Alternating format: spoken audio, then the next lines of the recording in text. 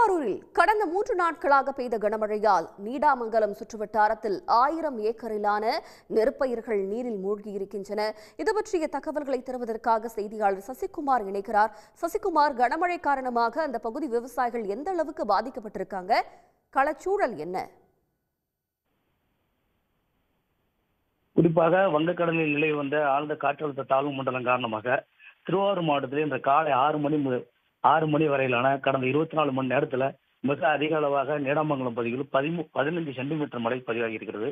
குறிப்பாக நீடாமங்கலம், ஒளிமதி, சித்தமல்லி, பனங்களத்தூர், வையகளத்தூர், பச்சைக்குளம், ரிஷியூர் மற்றும் உள்ளிட்ட பல்வேறு பகுதிகளில் இந்த கனமழை வெளுத்து வாங்கிய நிலையில நடப்பு சம்பா தாளடி சாகுபடி பணிகள் மேற்கொள்ளப்பட்ட ஆயிரக்கணக்கான ஏக்கர் பரப்பிலான நெற்பயிர்கள் மழைநீரில் சேர்ந்து விவசாயிகளுக்கு கடும் சேதத்தை ஏற்படுத்தியுள்ளது.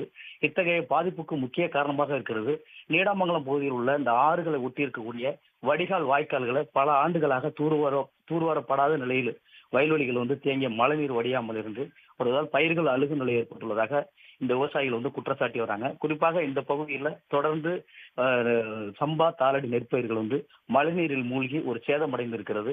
இது மாவட்ட நிர்வாகம் இதை வடிவமைப்பதற்கான ஒரு வாய்ப்புகளை ஏற்படுத்தி கொடுக்க வேண்டும். அதே போல இந்த பாதிக்கப்பட்ட நெற்பயிர்களுக்கு உரிய நிவாரணம் வழங்கணும். அதே போல இந்த கடந்த ஒரு 3 ஆண்டுகளாக இந்த பகுதியில் பயிர் காப்பீடு தொகையை வழங்காம இருக்கு. அதற்கு இந்த தமிழக அரசு ஒரு உரிய நடவடிக்கை எடுத்து இந்த ஆண்டு பயிர் காப்பீட்டு தொகையை வழங்குவதற்கான நடவடிக்கைகளை மேற்கொள்ளணும் அப்படிங்கிற ஒரு கோரிக்கையை முன்வைக்கிறாங்க.